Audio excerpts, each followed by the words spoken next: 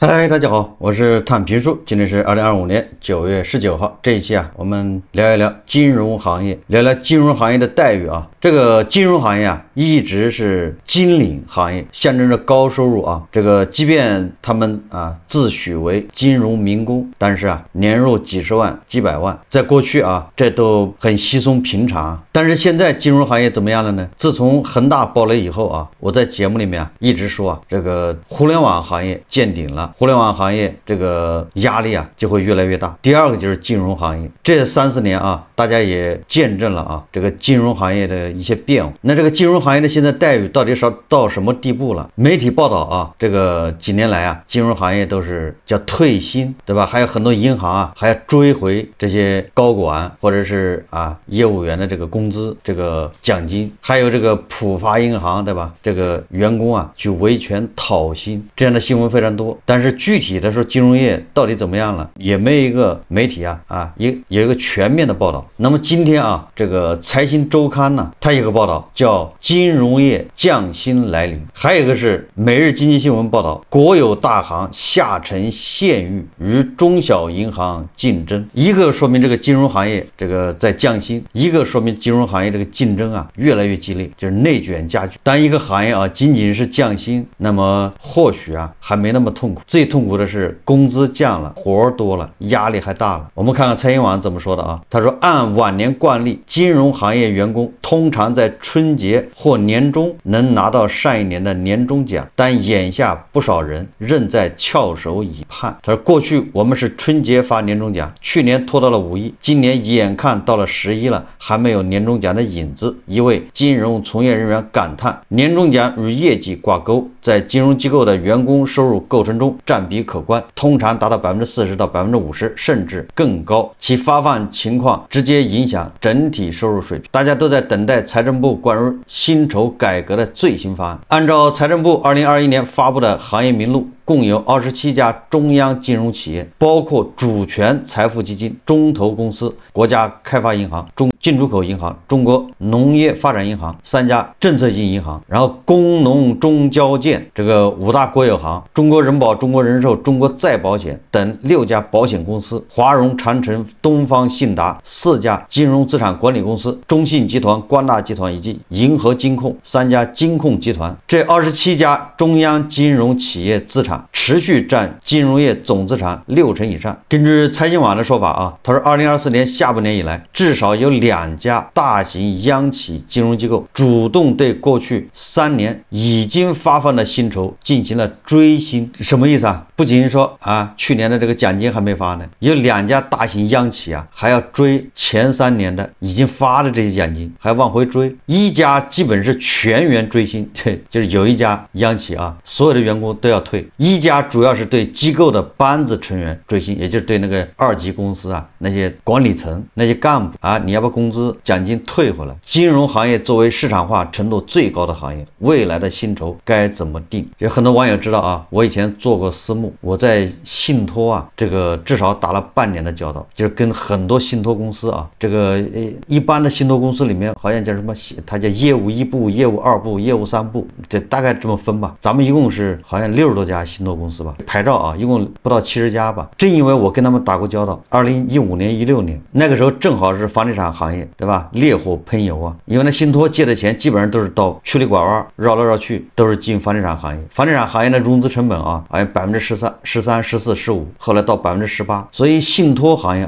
它随便募集个资金都是5个亿，最起码吧，说最差，那你也得募集3个亿然后这3个亿你给到这个房地产开发商是18%，这里面又去掉什么通道费，对吧？什么这个费那个费你信托公司至少有1个点的这个奖励是给这个业务经理的，或者叫业务员吧，对吧？你3个亿1%是多少钱呢？300万。然后这300万他们一般的这个业务1部好像也就顶多3-4个人，也就是参与这个项目的对吧？一个经理，对吧？下面一个业务员或者一个助理，反正你参与这个项目的就这么几个人分，那一个人至少分100万。然后他们还有工资还有各种报销，对吧？还有其他的奖励易啊。所以那个时候我认识的那信托公司的那员工啊，的年薪200万、300万的多了去了。他这种工作性质就决定了，对吧？他动不动他谈个业务就要10个亿、8个亿的，然后他哪怕拿5%的这个提成，你琢磨是多少钱？而那个时候这个社会上，对吧？融资成本非常高，给你拿1个点、拿0.5个点的好处，这个还是说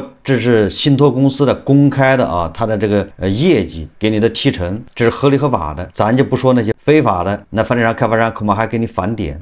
如果再给你返1个点，那了得啊！所以那个时代啊，这个金融行业的这些人，当然了，信托只是对吧？它一面，什么券商、什么这个银行都一样啊，水涨船高嘛，一荣俱荣。信托赚钱，那信托的发行，它不得通过银行吗？对吧？渠道，那他赚钱，他也不能独吞啊，所以银行也有好处，给银行一些点，对吧？那些发行的，所以说啊，整个的这个产业链上下游啊，资金链的上下游都有好处。我们接着看财经网的文章啊，他说部分券商近5年人均薪酬变化。他搞了一个表啊，通过这个表可以看出啊，这个从2021年到2025年，券商的这个平均薪酬是在下降的。2025年年初，人力资源和社会保障部发文明确央企、国企薪酬改革几个原则，包括职级与薪酬不能倒挂，固定薪酬不得高于总薪酬的35%，以及央企集团一把手最高工资定在100万元左右，子公司不能超过集团3倍，即300万元等。具体到金融央国企履行出资人职责的财政部需要在人社部文件的基础上另行制定相关政策。业内人士透露啊，财政部相关文件已于近日下发至各金融央企、国企总部，主要是原则性规定，金融机构需在此基础上各自制定薪酬方案。一位金融企业总部人士告诉财新，标准定下来才能核算年终奖金。不过，新的薪酬标准应对处级以下员工收入影响不大。根据财新了解，截至目前，金融央企集团或总行层面大部分员工尚未拿到2024年年终奖，有一些处级以下员工拿到了部分年终奖。此外，由于日计政策对子公司的影响相对较小，部分金融央企旗下的子公司员工拿到了2024年年终奖。近几年，行业下行加之政策引导，金融机构降薪已是大势所趋。尤其是未经历过银行业高管严格限薪令，员工动辄100万年薪，券商和基金公司过去2年已经经历了较大幅度降薪和裁员冲击。虽然金领仍在，但成色多少有些暗淡。我刚才说了啊，对吧？信托里面那员工啊，那年薪100万那是起步，就是那个行情好的时候啊。然后我认识有3个信托的这个员工啊，有3个朋友，非常有意思啊。他们后来跟信托公司产生矛盾，也离职了，然后那个信托公司啊就把他的奖金给扣了，不发给他。然后那他肯定不行啊，要去仲裁。结果仲裁直接判他输啊，不支持他。为什么不支持？好像就是金额太大，他们一个是300万的这个奖金，一个还是600万奖金，仲裁都吓着了。好，仲裁不支持他，他就按照法律，他不就去法院起诉吗？去法院起诉，把法院也吓着了。法院说从来没审过这样的案子，说奖金几百万呢，金融行业。所以这个法官说，据说法官连夜恶补金融业相关知识，完了还要向上级法院请示，就咨询呢，不能叫请示啊。这案子不知道怎么判，因为他这个案子要一判的话，很有可能就成为金融行业里面的一个案例，以后都得这么判。所以他那个案子拖了1年多，本来案子都是半年审结嘛，后来是1年之后他又拖了半年，到最后法院还给他驳回，也就没支持他们。他那个判决书还给我看了，我感觉法官就是认为你这个太高了，提成啊。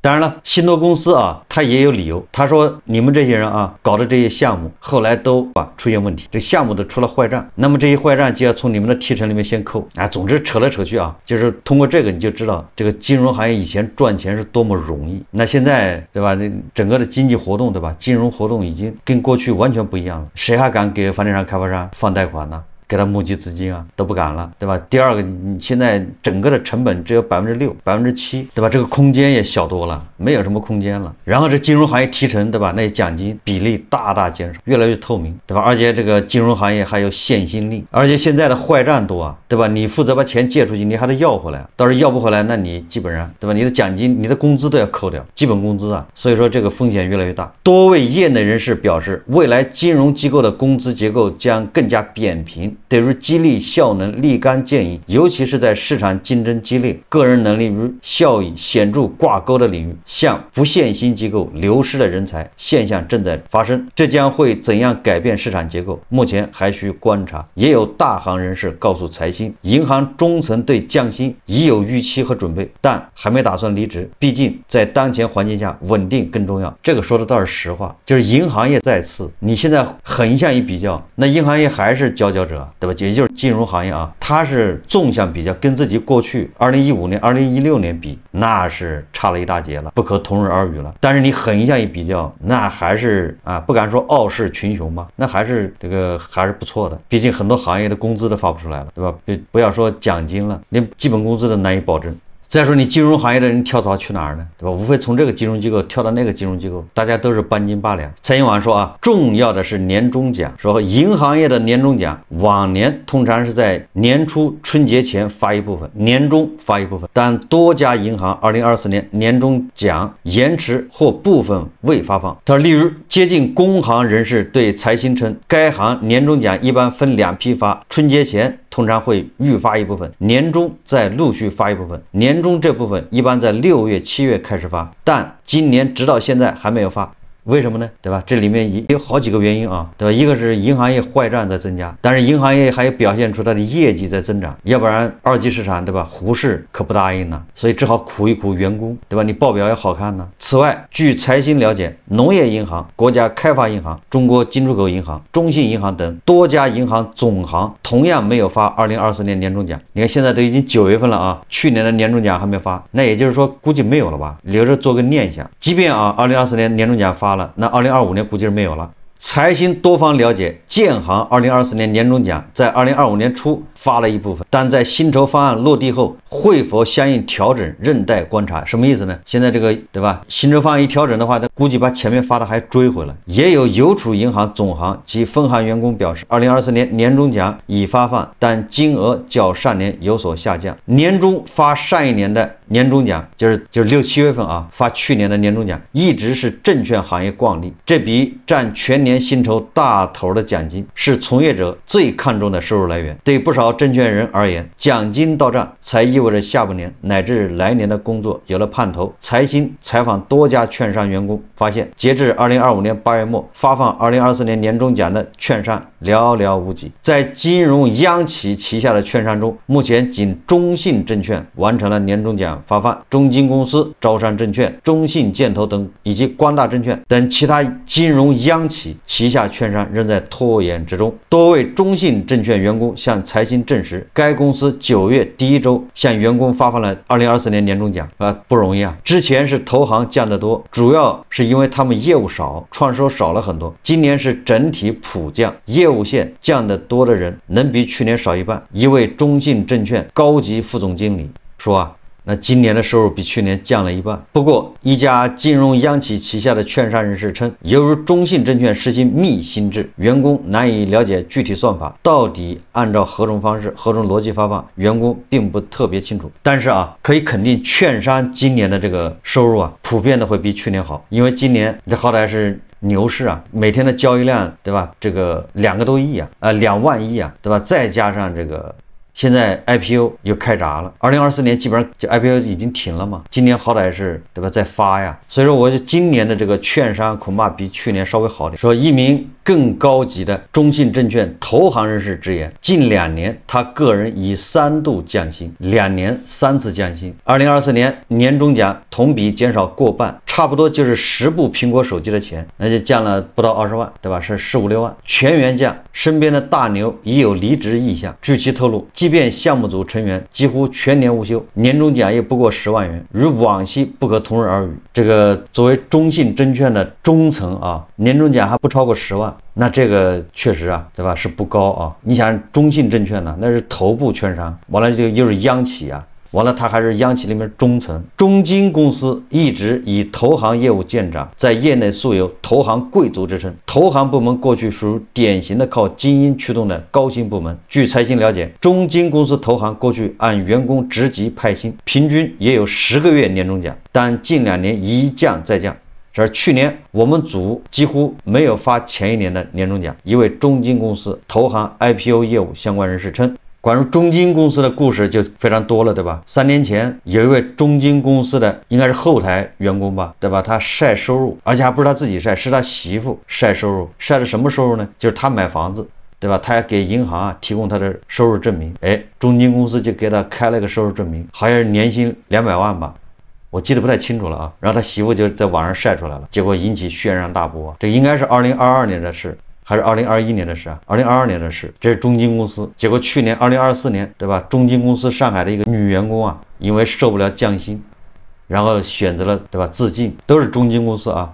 前后一个是晒收入200万，一个自尽，前后也就差了2年。这本身啊就是金融行业的一个写照。刚才说了啊，如果仅仅是降薪，那也没啥，对吧？因为毕竟全国各个行业啊，各条战线都不太理想。但如果既降薪，对吧？这个压力又大了，工作强度更高，更加内卷，那这个就叫双重打击啊。这个从哪儿说起呢？前一阵子啊，这个咱们一直说啊，这个银行里面的一哥宇宙行，对吧？工行一直是排第一，无论是规模还是它的营业额。结果啊，前不久啊，好像工行这个一哥的位置啊，拱手让给了农业银行。现在一哥是农业银行啊，为什么呢？当然了，也其他原因啊，咱们说的是主要原因就是农行啊抢占有利地形，加力这个县域经济，因为它是农业银行嘛，对吧？你很难想象它在这个1、2线城市，对吧？攻城拔寨，那农业银行这几个字，对吧？它的这个 logo 啊，它在1、2线城市出现都显得格格不入，不协调。但是你看啊，农业银行一旦到4、5线城市或者到县城、到乡镇，那简直是，对吧？非常吻合啊。2022年。农业银行股价还在2.7块每股附近徘徊，被市场视为高股息、低波动的防御性品种，但时至今日剧情反转。年初，农行与老大哥工行市值差距高达4500亿元，然而年内农行股价飙升40%，9月初总市值2.55万亿元，一举超越工行，成为 A 股银行股榜首啊。第一大行了啊，是农业银行。那在这个背后啊，是农业银行基本面的硬核支撑。2025年上半年，农业银行实现营收3699亿元，同比增长0.85%，净利润1400亿元，同比增长2.5%，增速6大国有行中稳居第一。那都是国有大行，为什么农业银行成绩就比别人好呢？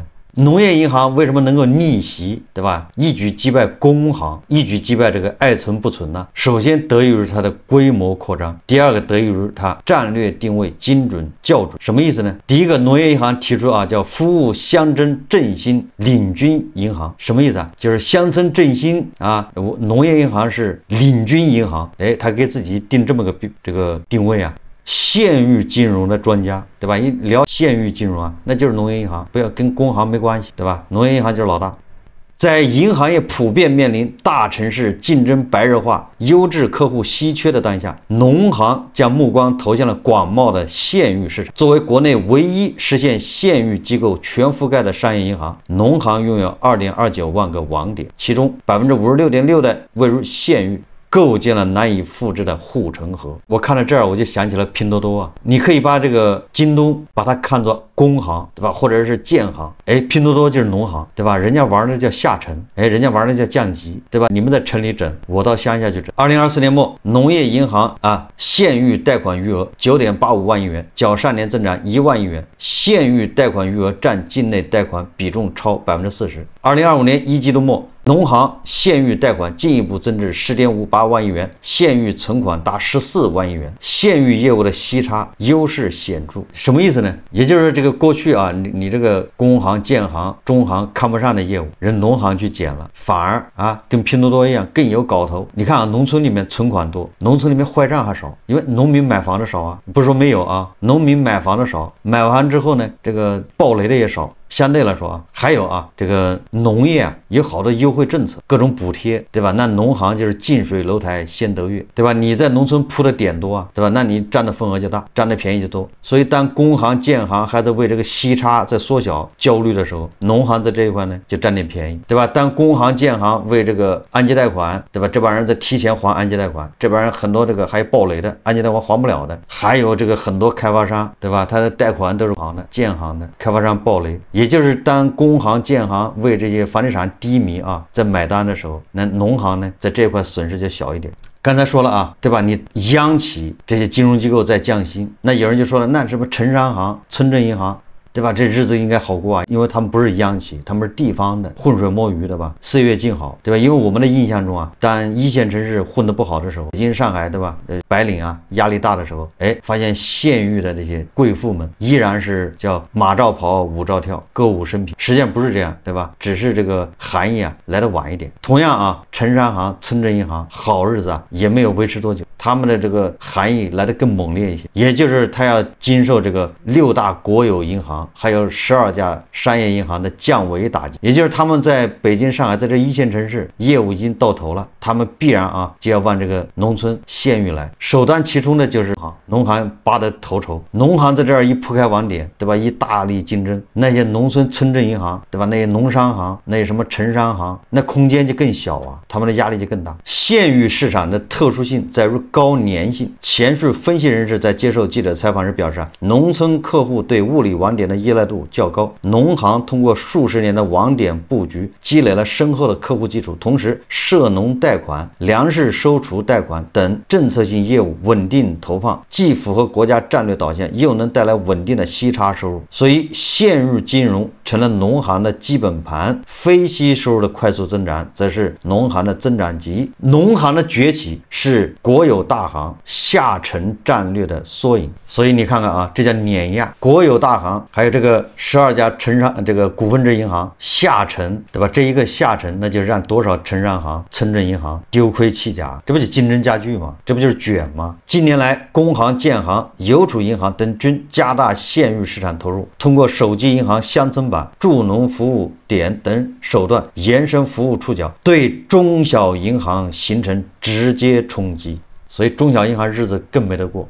说增速的背后，大行的县域战略已形成系统打法。有大行2级分行各经部负责人曾向美经记者透露，其核心策略是叫 GBC。什么叫 GBC 呢？就是政府、企业、个人3端联动，通过服务村委会建立村民管理通道，以普惠贷款渗透合作社，最终辐射个人客户。我们不单纯揽储，而是嵌套产品，由办理乡村振兴卡开始推出相应的权益活动。他表示，相对中小银行，国有行的影响力和公信力更胜一筹。国有行业务下沉对中小银行的冲击，其实不单单是从资金成本带来的压力，是全方位的，包括运营模式、服务能力、口碑、风控能力、抗险能力，非常综合。所以这个事情我们要从2方面看。国有大行，对吧？这个股份制银行，它为什么要往乡下跑呢？也是竞争压力，对吧？它已经没有增长空间了，只好往乡下。以前他是看不上这个业务的，苦活累活，现在对不起也要了。以前，对吧？中小银行就专门吃这些脏活苦活的，你都大行看不上的，他们来做。现在大行也要这块业务了，那不就是竞争了吗？双方都要竞争。说更直接的冲击来自价格利器。随着大行发力普惠金融，从贷款质和量2方面对中小银行形成了掐尖效应、挤出效应。中小行传统的优势地盘在于失守，正在失守啊！大行新发放微普惠小微贷款利率普遍低于多数城商行、农商行，这种成本优势源于大行的资金实力。此外，